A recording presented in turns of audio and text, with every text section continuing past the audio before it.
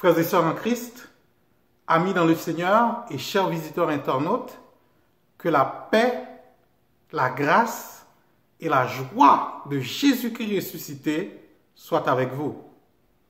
Bienvenue à ce culte en ligne conjoint des Églises évangéliques baptistes d'Ottawa, Église évangélique baptiste d'Orléans, Église missionnaire évangélique baptiste de l'Outaouais.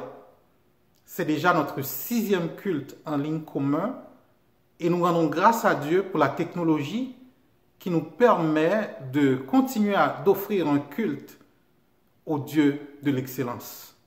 Nous bénissons le Seigneur.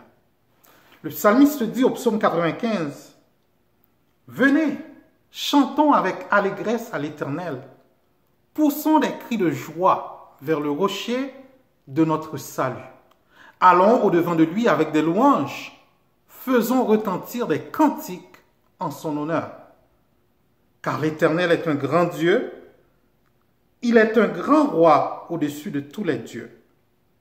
Il tient dans sa main les profondeurs de la terre, et les sommets des montagnes sont à lui. La mer est à lui, c'est lui qui l'a fait. La terre aussi, ses mains l'ont formée. Venez, prosternons-nous et humilions-nous. Fléchissons le genou devant l'Éternel notre Créateur, car il est notre Dieu et nous sommes le peuple de son pâturage, le troupeau que sa main conduit. Nous nous approchons donc, frères et sœurs, du Dieu trinitaire, Père, Fils, Saint-Esprit, pour lui offrir les prémices de la semaine et l'adorer de tout notre être. Notre Dieu est un grand Dieu. La Bible nous dit que l'Éternel est un grand Dieu, digne de louange. Il est redoutable par-dessus tous les dieux. Oh oui, combien Dieu est grand. Chantons-le, combien Dieu est grand. Adorons l'Éternel.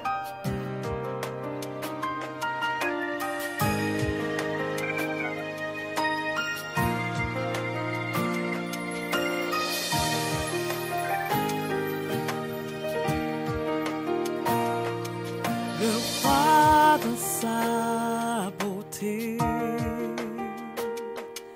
vêtu de majesté, la terre est dans la joie, la terre est dans la joie.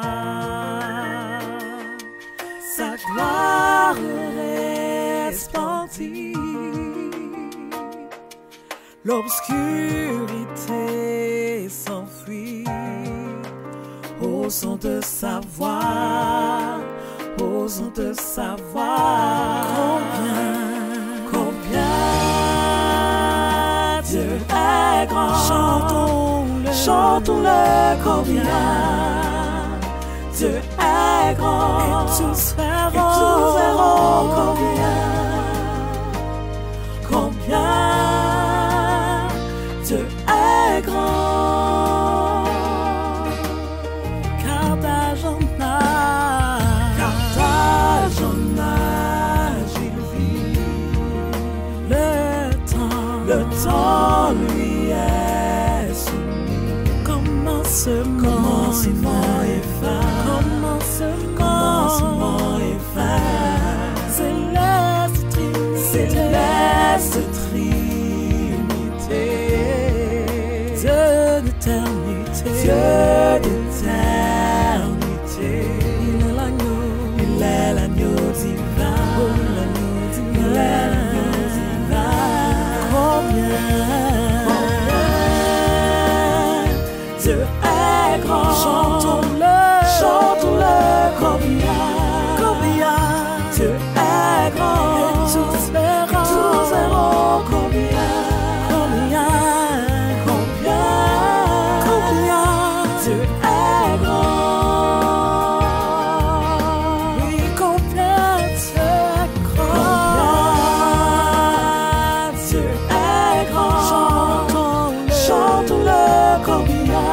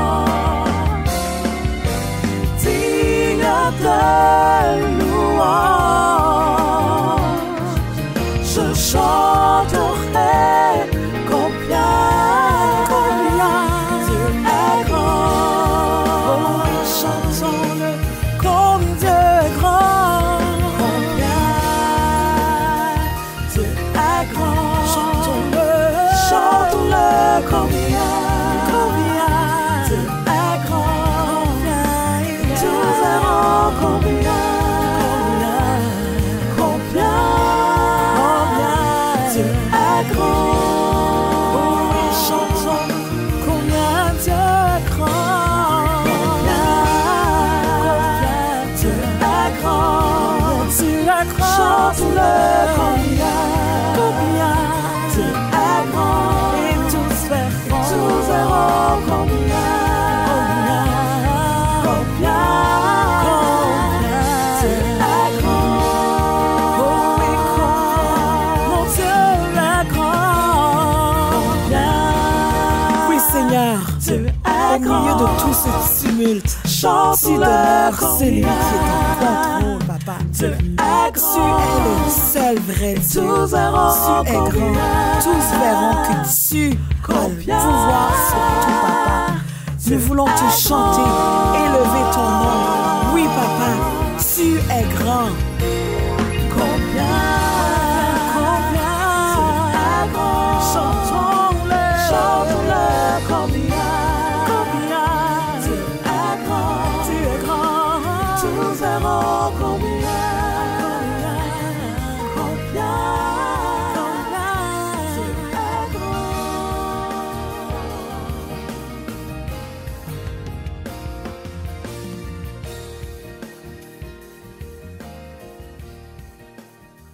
Nous l'avons chanté, combien il est grand.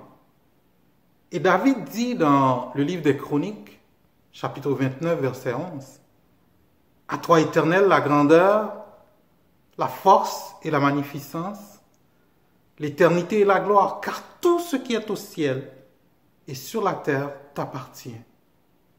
À toi, Éternel, le règne, car tu t'élèves souverainement au-dessus de tout. » Invoquons notre Dieu.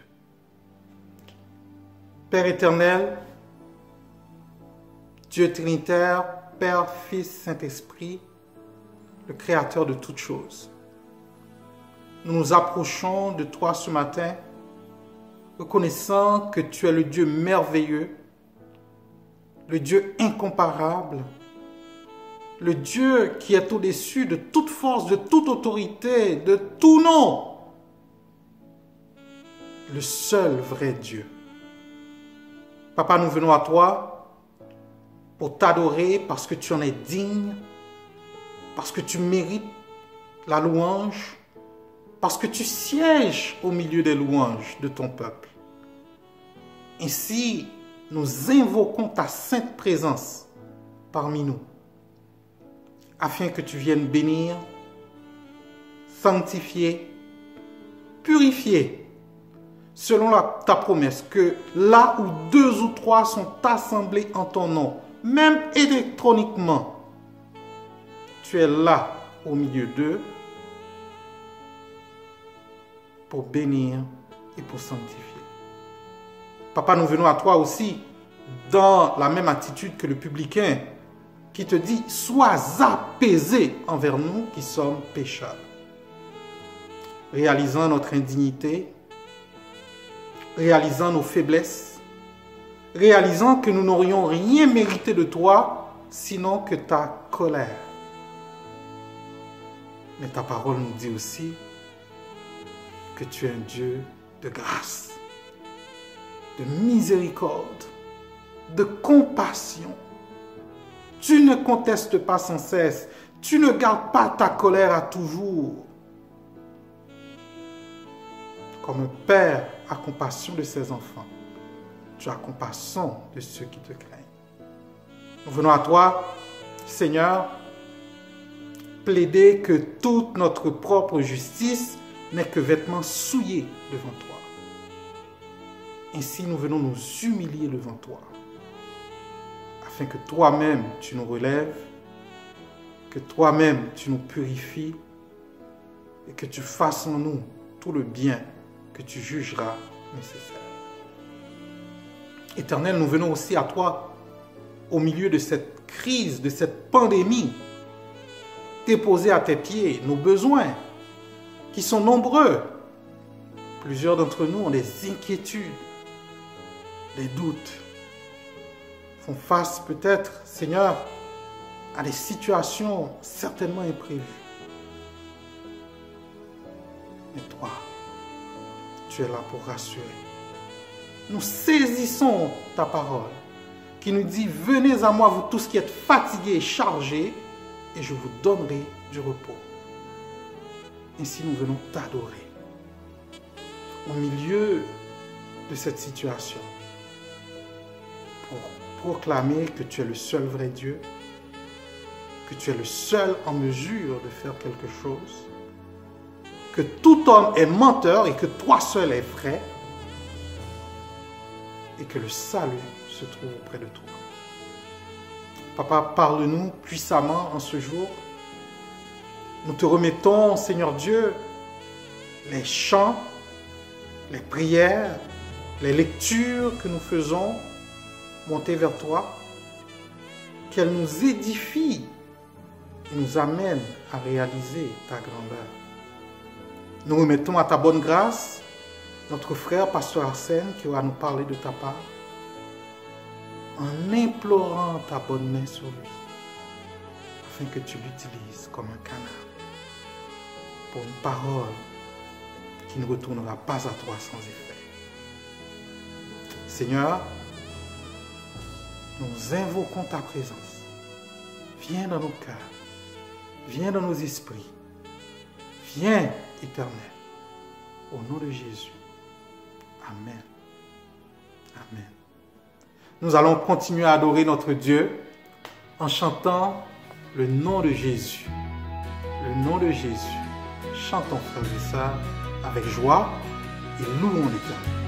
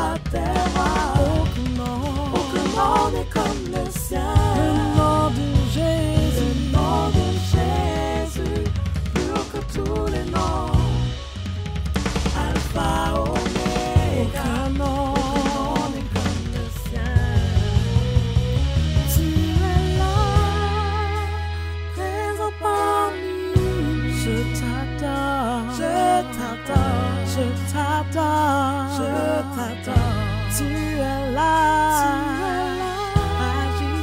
agissant parmi, je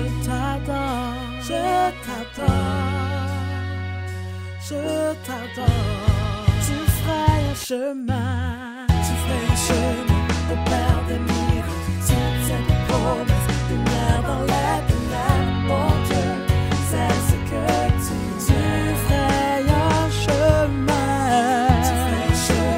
au Père des miracles, toutes ces promesses, lumière dans les ténèbres, mon Dieu, c'est ce que tu fais. Même si je ne le vois pas, tu agis. Même si je ne comprends pas, tu agis. Tu n'arrêtes pas d'agir. Tu n'arrêtes pas d'agir. Même si je ne le vois pas, tu agis. Même si je ne comprends pas, tu agis. Tu n'arrêtes pas d'agir. Tu agis. Tu n'arrêtes pas d'agir. Oui, Seigneur, je t'adore. Tu es là, agissant parmi nous. Je t'adore. Le nom de Jésus, plus haut que tous les noms. Roi des rois, aucun nom n'est comme le sien. Le nom de Jésus, plus haut que tous les noms. Alpha, Oméga, aucun nom n'est comme le sien. Le nom de Jésus, plus haut que tous les noms. Roi des rois, aucun nom n'est comme le sien. Le nom de Jésus, plus haut que tous les noms. Alpha, Oméga, aucun nom n'est comme le sien.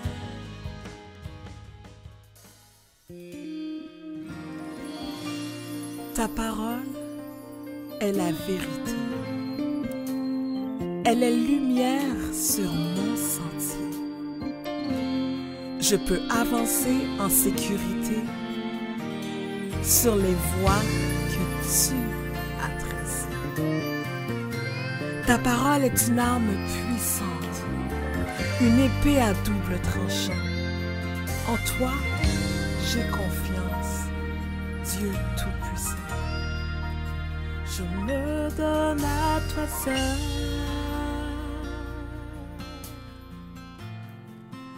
Je me donne à toi seul pour ton service. Je me donne à toi seul.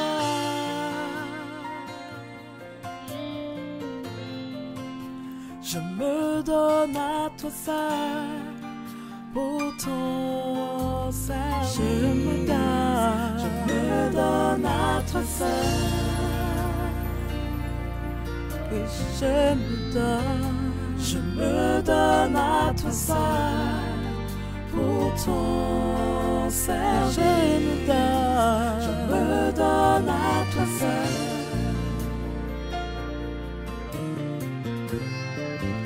Je me donne à toi seul pour ton service. Oh mon corps, oh mon corps, mon âme, comme un vivant sacrifice. Tous mes rêves, mes projets, je les mets entre tes mains. Je me donne à toi seul. Oui, je me donne à toi seul pour ton service. Je me donne à toi seul. Oui, je me donne à toi seul pour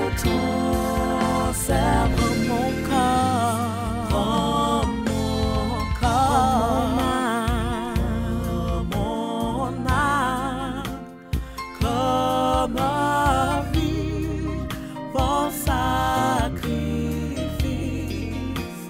Tous mes rêves, mes projets,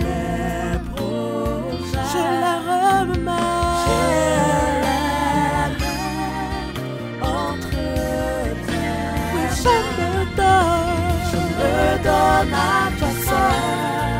Oh oui, Seigneur, je me donne à toi seul, pour ton service. Je me donne à toi seul, oui, je me donne à toi seul. Je me donne à toi seul, pour ton service. Je me voici prosterné, me voici, oui, je me donne. Me voici ton service, mon cœur entier, je me donne à toi seul, ravissant de beauté. Je me donne à toi seul, de majesté prosterné. Me voici prosterné, me voici pour louer. Me voici t'offrant mon cœur entier, car toi seul es digne, ravissant de bonté, revêtu de gloire, de majesté. Me voici prosterné, me voici pour louer. Me voici t'offrant mon cœur entier, car toi seul es digne, tu es digne, ravissant de bonté, revêtu de gloire, de majesté. Je me donne à toi seul.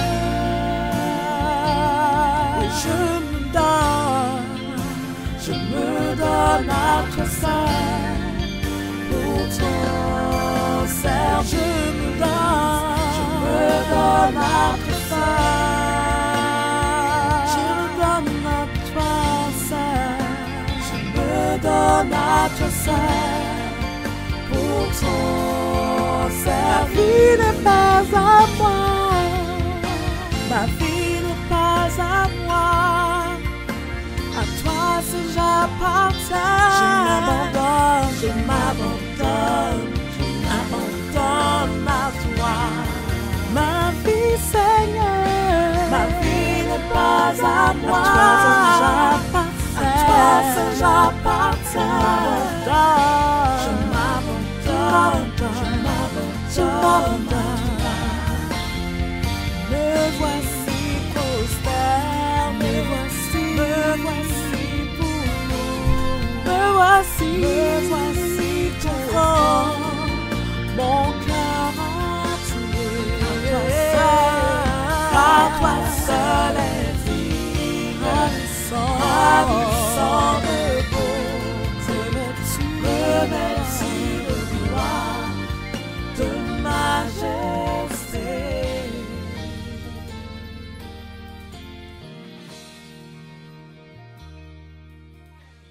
Je vous salue au nom de Jésus et de la part des églises Égebo, Émébo et Éhébo. Jésus est ressuscité, soyons dans la joie. J'espère que vous êtes dans la joie aujourd'hui. Ça nous fait plaisir d'adorer le Seigneur et de vous saluer. Les annonces respectives des églises se trouvent sur nos sites web, soit egebo.ca, emebo.org ou ehebo.ca, à travers lesquels probablement vous suivez et vous adorez avec nous ensemble aujourd'hui. Si c'est seulement pour la vie présente que nous avons mis notre espérance en Christ, nous sommes les plus à plaindre des hommes. Mais en réalité, Christ est bien revenu à la vie et, comme les premiers fruits de la moisson, il annonce la résurrection des morts. C'est ça notre espérance, frères et sœurs. La résurrection de Jésus-Christ. Et en lui, notre résurrection, si nous sommes dans la foi. Crions ensemble à notre Dieu par Jésus-Christ, son Fils ressuscité. Prions Dieu. Père Céleste, nous te remercions ce jour-ci, ce dimanche, parce que le dimanche nous rappelle la résurrection du séjour des morts de Jésus-Christ, dans le pouvoir du Saint-Esprit, à la gloire de Dieu. Et ça nous rappelle qu'un jour, le tombeau, pour tous les croyants, va être vide et nous serons à toujours, à jamais avec le Seigneur. Merci, Père, pour cette espérance qui ne s'éteint jamais. Nous te glorifions, ô Père, de ce que tu nous as pardonné en Jésus-Christ, par son sang versé, par sa résurrection, par la foi que tu nous as donnée, que tu as suscité en nous par le Saint-Esprit. Que ce soit notre espérance aujourd'hui et notre témoignage, que nous nous fions au Dieu ressuscité, Jésus-Christ. Pardonne-nous nos péchés, nous te prions, Père. Nous avons offensé contre toi et ta loi, ta volonté, en pensée, en parole et en pratique. Ô Papa, au nom de Jésus et par le pouvoir de son sang versé et sa vie éternelle, pardonne-nous, nous te prions. Et par ton Saint-Esprit, par qui tu as ressuscité du séjour des morts, Jésus-Christ, le troisième jour, puissions-nous marcher avec Jésus, non pas par la vue, mais par la foi, en obéissance à ta loi et en suivant celui qui est le berger et le gardien de notre âme. Nous te remercions pour la santé, pour la protection que tu nous as donnée, pour le moyen, chaque jour, de pouvoir manger, nous habiller et de rester à l'abri. Merci pour l'ordre civil que tu nous donnes dans ces temps incertains. Mais surtout, ô Père, nous te remercions pour l'espoir qui dépasse toute pandémie, toute crise. Jésus-Christ et sa résurrection. Oh, nous fêtons ça, cette saison. Aide-nous, Père, non pas juste à avoir la joie en nous-mêmes, mais de témoigner l'espérance, la seule espérance qui soit. L'espérance qui se trouve seulement dans la résurrection de Jésus-Christ et en soumission à sa volonté, en se fiant à son sacrifice par la repentance et l'obéissance de la foi. Père, nous prions pour ceux d'entre nous qui peut-être ont éprouvé de la difficulté cette semaine passée à cause du confinement, peut-être des problèmes au sein de la famille. Oh, aide-nous, Père, nous te prions, que ton Saint-Esprit soit présent parmi tous nos foyers pour qu'il y ait la paix. Nous pensons surtout à nos jeunes, que tu puisses les garder en bien, qu'ils gardent l'espérance qui est le leur aussi en Jésus-Christ, s'ils croient. Père, nous prions que tu protèges ceux qui œuvrent à nous protéger, à nous soigner. Nous pensons encore une fois, Père, à ceux qui travaillent dans les services sanitaires, les services policiers, des deux bords de la rivière. Garde-les en bien, nous te prions. Qu'ils ne perdent pas espoir, mais qu'ils trouvent leur espoir en toi, ô Jésus. Nous prions pour nos gouvernements, qu'ils continuent à bien gouverner, qu'ils prennent des décisions qui sont nécessaires, mais qu'ils ne dépassent pas les limites que tu leur donnes. Et que nous, ton Église, que nous nous fions pas aux interventions gouvernementales, mais à toi, Père, qui nous a sauvés, à toi qui es le seul roi, à toi qui es le seul sauveur. Aide-nous à rester dans la foi, nous te prions, à persévérer.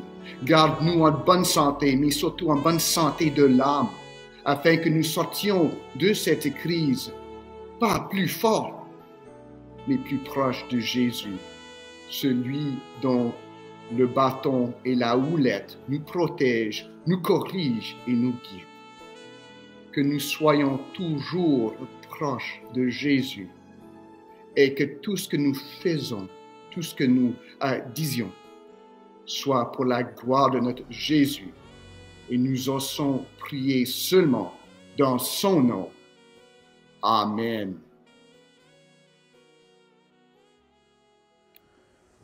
Chers amis en Jésus-Christ de nos 3 églises et visiteurs internautes, je remercie le Seigneur qui nous a qui nous a gardés en vie et nous a donné une autre occasion de l'adorer encore une fois ce matin avec les moyens techniques et technologiques qu'il met à notre disposition.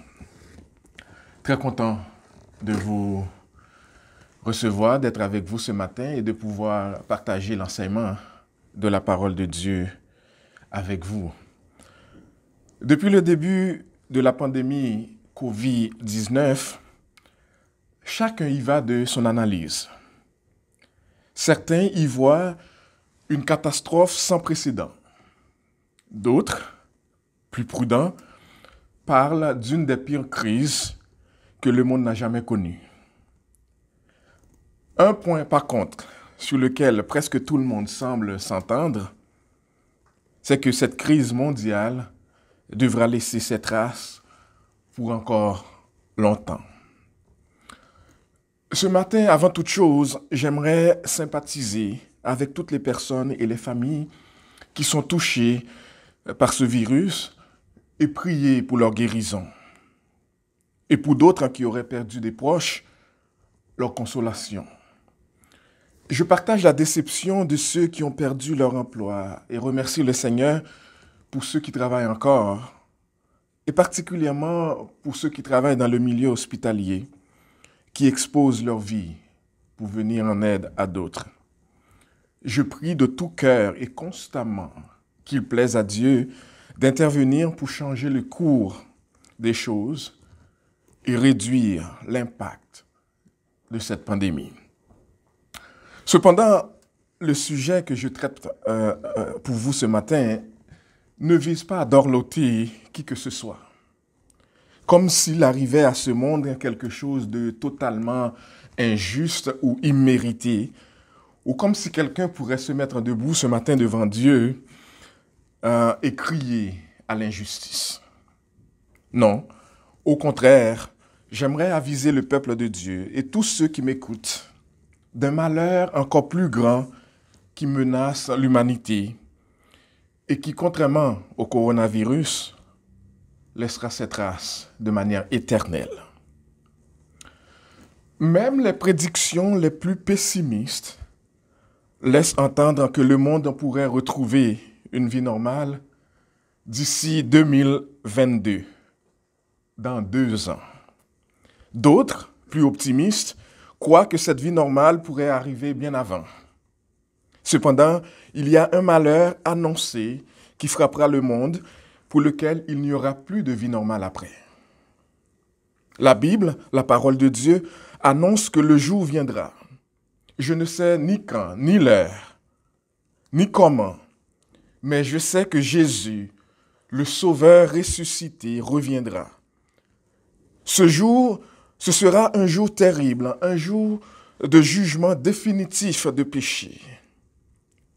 Devant ce jour qui approche, la pandémie 2019 ne représente qu'une journée normale pour ceux qui n'appartiennent pas à Jésus-Christ. Alors, dans la perspective de ce jour, et dans la perspective que ce jour apportera avec elle cette catastrophe éternelle et définitive, la question que je nous pose ce matin est la suivante. Que font ceux que la Bible appelle le faible reste, ce que nous appelons aujourd'hui les disciples de Jésus-Christ, que font-ils dans des circonstances qui présagent ce jour qui viendra certainement?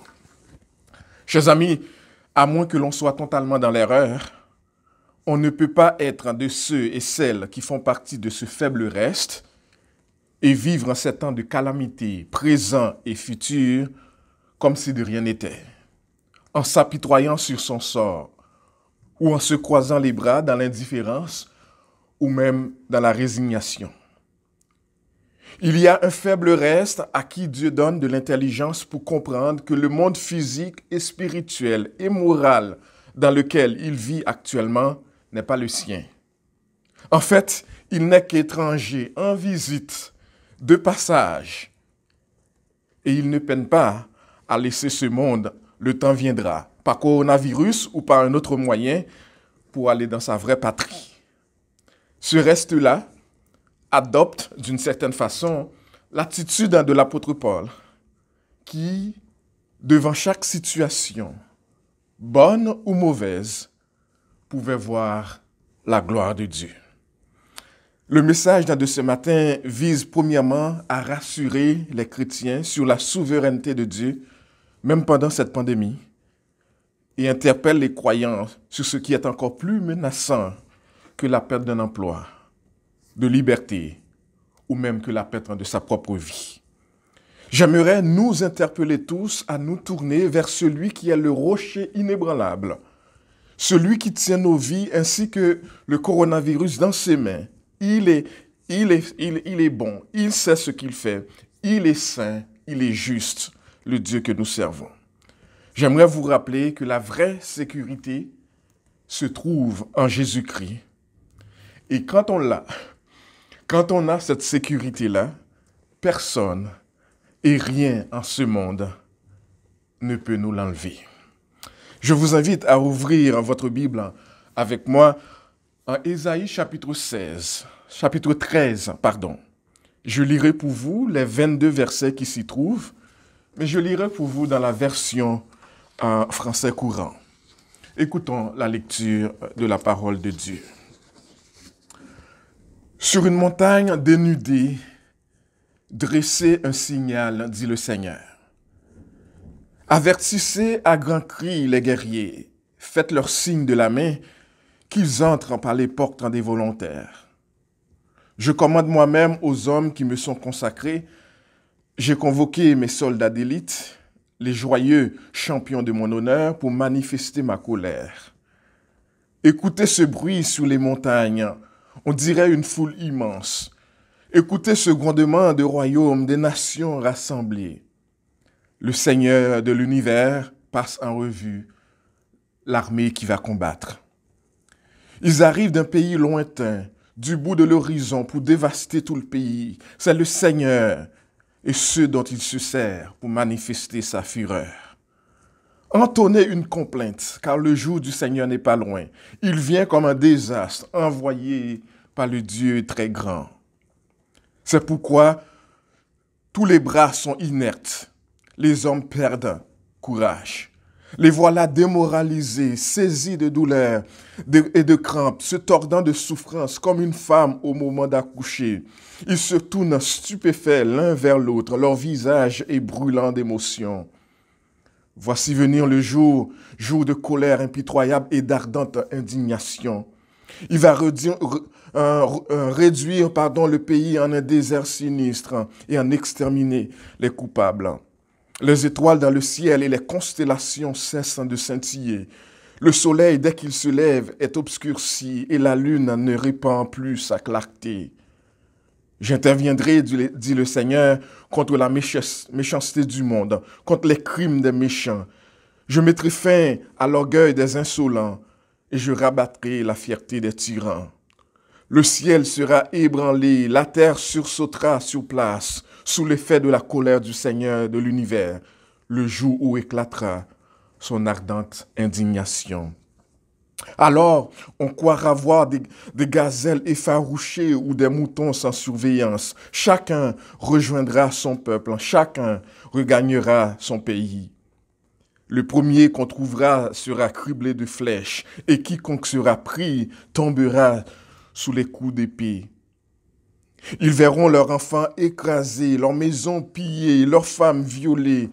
Je vais leur susciter des ennemis, les Mèdes, ces gens indifférents à l'argent et qui font fi de l'or, dit le Seigneur. Leurs flèches abattent les jeunes gens. Ils n'épargnent pas les nouveau-nés. Ils sont sans pitié pour les enfants. Babylone, joyau de l'Empire, fière parure des Babyloniens, subira le bouleversement que Dieu a infligé jadis à Sodome et à Gomorrhe. Pour toujours, Babylone restera dépeuplée, de siècle en siècle inhabitée. Même les nomades n'y dresseront pas leurs tentes, même les bergers n'y feront pas leur hâte. Mais les chats sauvages y auront leur gîte, et les hiboux hanteront ces maisons. Les autruches y feront leur demeure, et les boucs y danseront. Les hyènes trouveront un abri dans les châteaux de la ville, et les chacals dans ses palais d'agrément. Le moment est proche, il arrive. Babylone n'aura pas un seul jour de sursis. La parole du Seigneur. Et prions. Seigneur, c'est ta parole que nous venons de lire. Que cette parole soit vérité dans nos vies. Donne-nous l'onction de ton Saint-Esprit pour l'enseigner avec simplicité et avec grâce. Par Jésus-Christ, notre Seigneur et Sauveur. Amen. Amen. Eh bien, chers amis, dès le début de notre passage, ce passage long que je viens de lire pour vous, on note une chose. On note une chose, c'est que la bataille est bel et bien engagée. Il n'y a pas de possibilité de faire marche arrière. Les agents de Dieu, mis à part, consacrés par Dieu pour son service, sont prêts. La bannière, l'étendard, symbole de la direction divine, annonçant le combat, est déjà ici. La convocation des armées, des extrémités des cieux est lancée. Et le combat est entamé. Babylone, cette nation si puissante et si fière, est défaite, conquise par les troupes mèdes. Une chose que l'on sait cependant, sur laquelle nous reviendrons plus tard dans ce message, c'est que la défaite de Babylone entre les mains des Mèdes ne sera que le prélude, ne sera que l'avant-goût, si j'ose dire, d'une défaite plus cinglante et définitive qui est annoncée dans Apocalypse, chapitre 18, versets 2 et 3. Ce texte dit, « Il crie d'une voix forte. » Il, c'est l'ange qui crie d'une voix forte, disant, « Elle est tombée, Babylone la grande. Elle est devenue une habitation de démons, un repère de tout esprit impur, un repère de tout oiseau impur et odieux, parce que toutes les nations ont bu du vin de la fureur de son impudicité, et que les rois de la terre se sont livrés avec elle à l'impudicité, et les marchands de la terre se sont enrichis par la puissance de son luxe. » J'y reviendrai certainement sur Babylone. Au verset 6 à 8 de notre texte, par des images vives et craintives, le prophète nous explique ce qui se passe et ce qui se passera au jour de l'Éternel, jour du Seigneur, jour de l'intervention du Messie, au jour du déversement de l'extrême colère de Dieu, annonçant l'arrivée du jugement de Dieu, proche et éloigné, mais certain quand même. Le combat s'annonce féroce, le courage s'évanouit, les souffrances seront énormes et insupportables. Cela se compare aux contractions que ressentent les femmes avant l'accouchement. Évidemment, je ne peux pas trop vous en parler, je n'en fais pas l'expérience, mais j'ai déjà vu l'image de ma femme au moins 2 fois dans ces contractions. Et je peux comprendre combien, d'une certaine façon, combien ces souffrances sont grandes. Au verset 9 à 13, le prophète anticipe le temps, le jour du Seigneur, marqué par des événements terrifiants qui ne toucheront pas seulement Babylone d'alors, mais tous les pécheurs. Voici, dit le texte, voici le jour de l'Éternel arrive, jour cruel, jour de colère et d'ardente fureur, qui réduira la terre en solitude et en exterminera les pécheurs. Imaginez, chers amis, imaginez, car les étoiles des cieux et les astres ne feront plus briller leur lumière. Le soleil s'obscurcira dès son lever et la lune ne fera plus luire sa clarté. En fait, les méchants disparaîtront, incluant les orgueilleux avec eux. La terre connaîtra un taux de mortalité qu'elle n'a jamais connu auparavant. Les cieux seront ébranlés, la terre secouée, le monde bouleversé. Dieu ne sera plus berger, mais ennemi redoutable, devant lequel même les guerriers les plus braves disparaîtront, prendront la fuite. Au verset 13 à 16, la désolation est sans précédent. Les enfants sont laissés sans aucune protection, les femmes violées, les jeunes gens abattus, les maisons pillées. C'était de toute évidence un jugement immédiat, puisque c'est exactement ce qui s'est passé lorsque les Mèdes ont fait la conquête de Babylone dans ce temps-là. Et enfin, au verset 17 à 22, c'est l'accomplissement ultime, la destruction totale. C'est de la désolation totale dont le prophète fait allusion, la fin d'un royaume, d'un monde qui se croyait puissant et invincible. Tout cela correspond au retour du Messie, le Christ, et qui fait écho au texte d'Apocalypse chapitre 18, verset 2-3, que nous avons lu plus tôt pour vous. Eh bien, chers amis, comme le dit quelqu'un d'autre, l'image est plus horrible que ce que l'on peut imaginer ou décrire. La terre sera en désordre. Les forces de la nature se désintégreront et les gens se tourneront vers une forme sauvage d'existence animale avilie. Le gouvernement, le respect, la civilité, la bonté et l'espoir disparaîtront totalement. L'ignoble mal du péché et ses horribles conséquences seront bien visibles. Heureusement, Dieu finira par tout éradiquer sur la surface de la terre. Mes chers amis, je viens de vous faire un résumé bien incomplet, mais nécessaire, du chapitre 13 d'Ésaïe. J'avais besoin de vous présenter ce résumé pour vous préparer à comprendre le message que je m'apprête à vous prêcher maintenant. Je sais que les gens de Mébo doivent sourire avec moi en disant cela parce qu'ils sont habitués à cette phrase que je m'apprête maintenant à prêcher. Parce que dans les prochaines minutes, je vais tenter d'expliquer les leçons théologiques et les applications que nous pouvons faire de ce passage que je viens de lire et que je viens de résumer de manière bien incomplète, comme je l'ai mentionné. Mais avant de voir ces leçons théologiques, posons-nous la question suivante. Pourquoi ces sentences, ces oracles contre les nations commencent-elles par Babylone? Parce qu'il faut que je vous explique. Au moment où Ésaïe écrit sa prophétie, Babylone n'est pas encore considérée comme une puissance mondiale. Or, la prophétie parle de cette puissance mondiale qui va faire mal à Juda et que Dieu va détruire.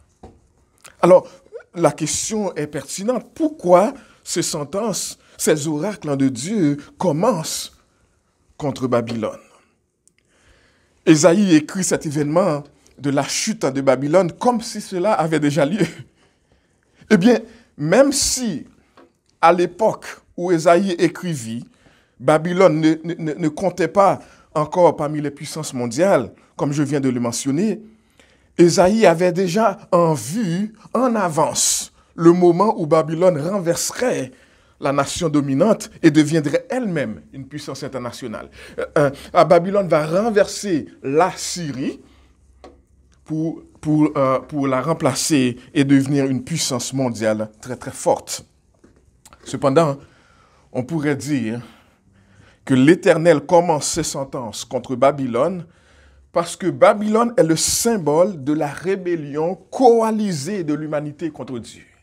Babylone est le symbole de la rébellion de tout être humain, de toute nation unifiée, de l'humanité de manière générale contre le Dieu qui règne éternellement. Une rébellion en passant qui débute depuis la construction de la tour de Babel, telle que Genèse chapitre 11, les 9 premiers versets nous le rappellent, et qui, sous différentes formes aujourd'hui encore, se poursuivent. Une forme de rébellion des nations, des peuples, des rois contre le Dieu éternel. Comprenez, chers amis, Babylone est le symbole de tout mal, de l'orgueil, de l'oppression et de la puissance qui s'élève contre les seigneurs. Parler de Babylone, c'est symboliquement parler de toute nation qui, par arrogance, ose défier l'autorité de Dieu. Le texte nous parle du grand jour de l'Éternel où tout orgueil, toute arrogance, toute présomption humaine sera jugée et détruite. Et Barry Webb, qui écrit sur le livre d'Ésaïe, nous parle même de la chute finale de l'ensemble du système mondial qui se dresse en opposition à Dieu. Parce que l'essence de l'orgueil humain consiste à la déification de soi. L'essence de l'orgueil humain, c'est à vouloir prendre la place de Dieu. Eh bien, tout cela va être détruit parce qu'il y a une personne, une seule qui mérite d'être exaltée et devant qui tout genou doit fléchir. C'est Jésus-Christ. Eh bien, ce texte nous le rappelle. Ésaïe considère le jugement du Seigneur sur Babylone comme l'expression de sa domination sur la terre. Lui qui commande les forces armées de toutes les nations. Les saints sont les guerriers rassemblés et consacrés pour la bataille. Le Seigneur règne souverainement sur les nations qui le servent sans savoir quels sont les instruments de l'établissement de son royaume. L'histoire de Babylone, enfin, c'est le symbole de toutes les nations, toute personne qui défie Dieu, le Dieu vivant et vrai, identifié alors dans la bouche d'Ésaïe comme le Dieu d'Israël, le Dieu de ceux qui mettent leur foi en Jésus-Christ. Alors, j'arrive maintenant aux leçons théologiques à tirer de ce passage. La première leçon théologique de ce passage est le suivant. Il ne faut pas mettre sa confiance en l'homme, en Babylone, ou aucune autre nation, peu importe son apparente puissance. Avez-vous remarqué que les nations développent des armes chimiques et atomiques, mais aucune d'entre elles ne peut tuer un virus qui fait rage depuis quelques mois dans le monde entier? Ésaïe nous rappelle que toutes les nations de la terre sont soumises au contrôle du Dieu souverain, du Saint d'Israël. Et sachant cela, et c'est là la leçon pour nous ce matin, chers amis, sachant que Dieu a un contrôle souverain sur toutes les nations de la terre, il est donc inutile, il est donc insensé de se tourner vers des alliances politiques et de rechercher le soutien des hommes pour délivrer le peuple de Dieu de ses ennemis. Il faut au contraire se fier aux promesses de Dieu. Il est donc insensé pour Ézéchias de lutter contre le plan de Dieu en faisant confiance à une nation fière comme Babylone, car Dieu avait déjà prévu condamner Babylone à la destruction et Dieu avait déjà annoncé son plan d'avoir compassion pour son peuple. Autrement dit, chers amis, si je sais que toutes les nations de la terre, incluant les rois, incluant les présidents, incluant les premiers ministres, incluant les banquiers, si toutes les nations de la terre sont sous l'autorité de Dieu, eh bien, lorsque je suis mal pris, devant les situations qui me dépassent, lorsque le monde dans lequel je vis se trouve sans dessous, je ne passe pas mon temps à chercher de l'aide auprès des gens qui sont incapables et qui ne peuvent même pas me venir en aide, qui ne peuvent même pas venir en aide aux gens de leur propre famille. Je me retourne vers celui à qui tout pouvoir a été donné dans le ciel et sur la terre. Et cette personne s'appelle Jésus-Christ, qui règne éternellement. C'est la première leçon théologique à retenir de ce passage. Il est également, une deuxième leçon théologique, il est également inutile de craindre le pouvoir des rois, car il dépend totalement de la volonté de Dieu. Dieu qui gouverne toujours le monde pour la réalisation de ses propres plans dans la délivrance et la protection de son peuple. Et chers amis, c'est exactement ce genre de connaissance qu'il nous faut à nous chrétiens aujourd'hui. Nous qui sommes chrétiens confinés, que nous sommes comme les autres dans ce temps de pandémie. Parce que pour répéter après David Jackman, nous chrétiens du 21e siècle, notre vision du monde doit être façonnée par la conviction que Dieu gouverne l'histoire de notre planète. Pour la réalisation, non pas de nos propres objectifs, mais pour la réalisation de ses propres objectifs qui sont éternels. Dieu a son propre plan et personne ne peut le contrecarrer. Le texte de ce matin nous dit, si même Babylone, cette puissance si fière, cette grande puissance est totalement sous le contrôle souverain de Dieu, alors aucune agence humaine, aucune personne, soit-il un roi, soit-il un président, soit-il puissant, aucune personne n'est en mesure d'empêcher Dieu de réaliser ses objectifs. Personne. En fait, tout ce qui se passe s'assemble, se met ensemble pour justement accomplir les desseins de Dieu sur la terre. Il n'y a personne, aucune nation qui puisse empêcher l'accomplissement du plan de Dieu de réussir. Notre destinée, chers amis, n'est pas entre les mains des dirigeants politiques.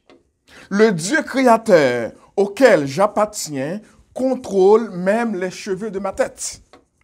Il a donné Jésus pour me sauver. Il a donné Jésus pour vous sauver. Pourquoi ne veillerait-il pas aussi sur ma vie, sur votre vie? Pourquoi alors nous inquiéter dans ces temps de grandes difficultés? Un troisième argument contre la confiance en Babylone ou n'importe quel autre peuple ou n'importe quelle autre nation est que le peuple de Dieu n'a pas besoin de la protection de Babylone ou de qui que ce soit. Parce que Dieu est en contrôle de sa vie. Enfin, un quatrième argument est l'orgueil humain. Un thème théologique majeur qui incarne, chers amis, la rébellion de l'homme contre Dieu, c'est l'orgueil. Vous savez, le peuple de Juda était fier à l'époque d'Osias. Et les femmes riches se promenaient fièrement en se pavanant. La nation d'Israël était orgueilleuse et le roi assyrien se vantait avec arrogance de ce qu'ils allaient faire pour conquérir le monde. De la même manière, ce message déclare en fait que Dieu détruira ceux qui sont orgueilleux. Et tout roi, tout président orgueilleux qui tente de se jouer de Dieu ou de se prendre pour Dieu. Les Israélites qui écoutaient Ésaïe devaient tirer les leçons de ces exemples négatifs afin de ne pas dépasser la place qui leur revient et de ne pas devenir orgueilleux. Vous qui m'écoutez ce matin, vous devez faire la même chose. Vous ne devez pas dépasser la place qui vous revient et ne pas devenir orgueilleux. Parce que ce n'est pas vous qui déterminez l'avenir, c'est Dieu qui le fait. Vous n'avez pas le pouvoir de vaincre vos ennemis, c'est Dieu qui le fait. Dieu l'a fait en Jésus-Christ. Fiez-vous à Jésus, tournez-vous à lui lorsque les choses vont mal. Mais vous ne pouvez pas vous fier ni à vous, ni à ceux qui prétendent avoir le pouvoir de faire quoi que ce soit. Vous n'avez pas de raison de vous exalter dans l'orgueil. C'est Dieu qui doit être exalté. Les gens doivent, nous devons nous humilier devant la puissance de Dieu et lui faire confiance, tout simplement. Le salut n'appartient qu'à l'Éternel, l'Éternel des armées. Il est donc le seul en qui il faut se fier, il faut se confier. Car, chers amis, je me répète, aucun peuple, si riche en soit-il, aucune armée, si puissante en soit-elle, ne résiste devant Dieu, le Créateur de l'univers. Et j'ai l'impression que la réalité mondiale dans laquelle nous vivons ce matin, manifestée dans la pandémie actuelle que nous connaissons, tend à confirmer cette parole d'Ésaïe. Cette parole aussi du psalmiste qui dit « C'est le Seigneur et non les hommes qui façonnent le cours de l'histoire. C'est lui le Seigneur des nations. » Dieu est le Seigneur des nations, il contrôle et son jugement sur elle a pour objectif ultime le salut de son peuple. Est-ce que nous faisons partie de son peuple? Eh bien, faisons-lui confiance. Nous n'avons pas à avoir peur. Voici maintenant quelques applications que nous pouvons faire de ce texte, de ce passage que nous avons lu. Première application, chers amis, il est important de comprendre que Dieu attirera notre attention quoi qu'il en coûte. Il accomplira sa volonté avec ou sans nous. Nous gagnerons à être de son côté, mais avec ou sans nous, Dieu accomplira son plan, sa volonté. Et ceux qui suivent Jésus-Christ doivent être prêts et disposés à répondre lorsque Dieu nous appelle à l'action. Nous sommes son reste fidèle, c'est consacrer les instruments de jugement qu'il utilisera. Sommes-nous prêts? Deuxième application à faire de ce passage, c'est que ne laissons pas les choses du monde nous empêcher de servir Dieu. Ne laissons pas les circonstances difficiles nous empêcher de servir Dieu. Les circonstances difficiles vont venir, ça va même s'accroître. Et si nous attendons seulement les circonstances faciles, lorsque les choses vont bien, pour servir Dieu et pour être en prière et pour l'adorer, nous aurons de la difficulté à le faire un jour parce que les choses tendront à se détériorer.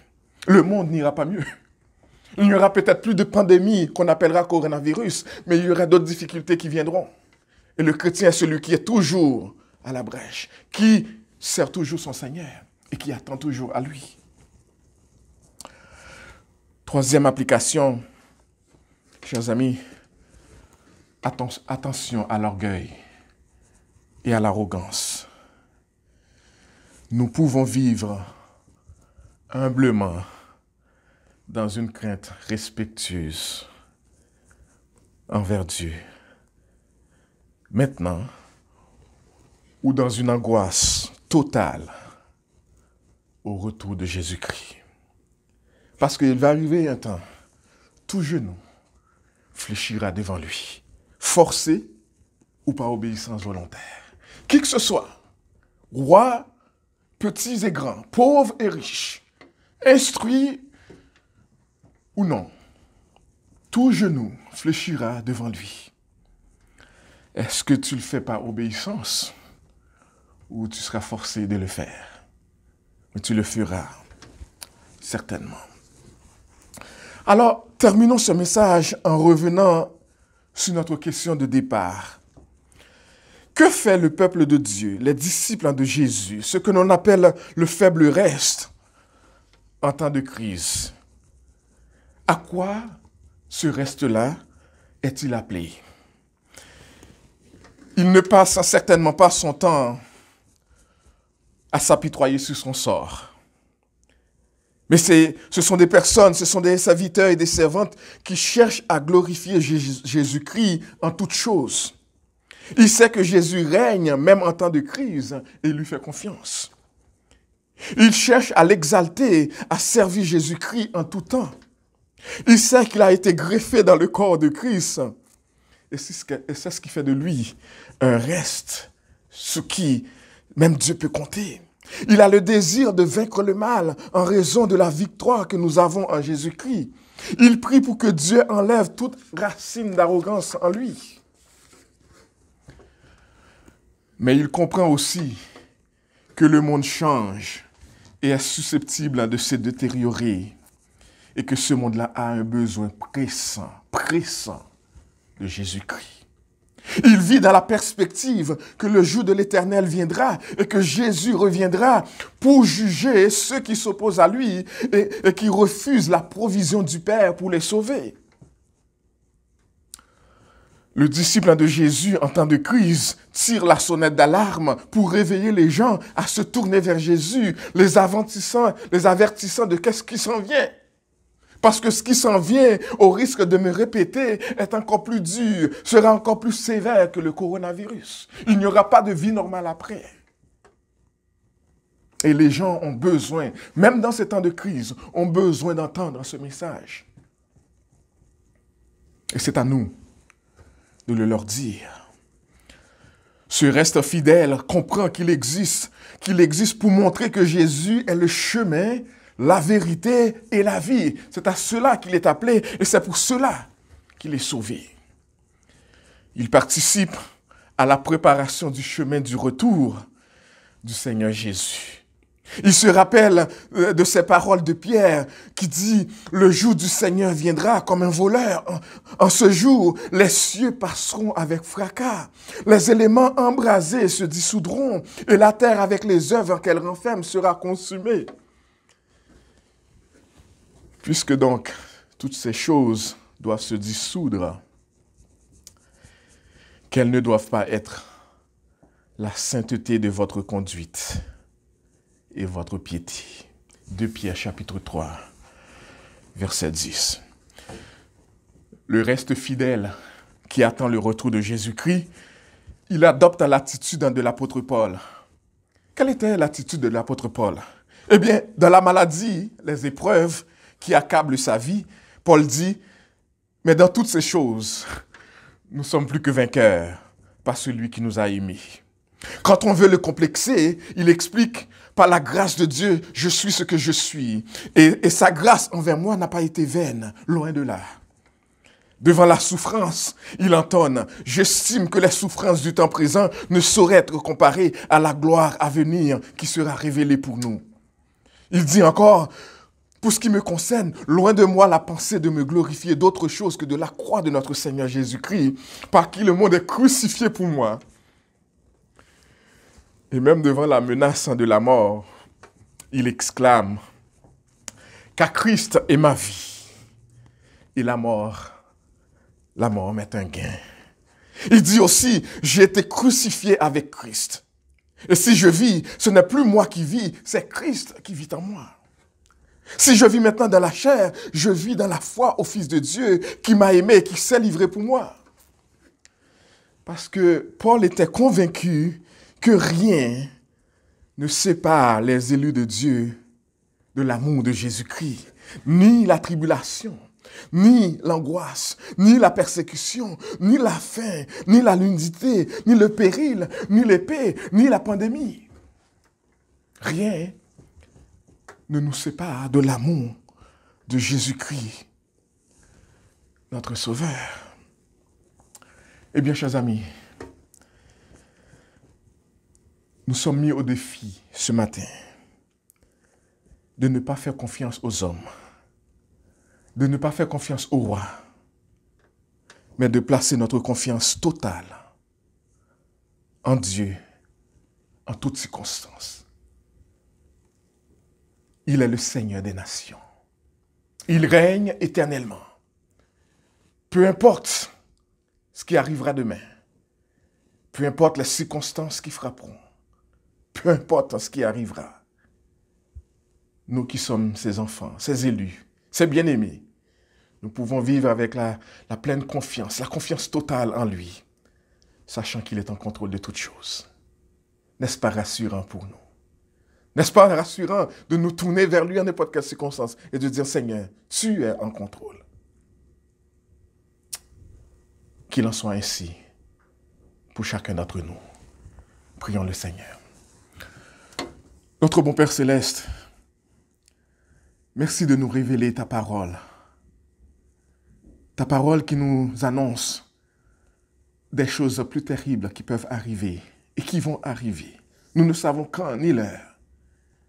Mais ta parole a parlé et nous voulons écouter. Fais-nous grâce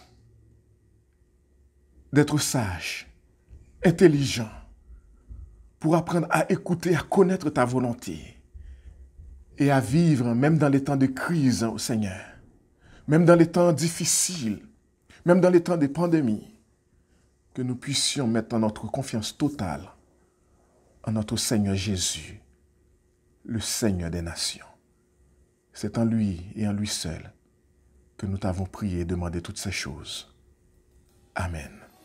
Recevons maintenant la bénédiction. Et que la paix et la grâce, l'amour du Dieu le Père, la douce et intime communion de l'Esprit Saint reste et demeure sur chacun d'entre nous, dès maintenant et à jamais.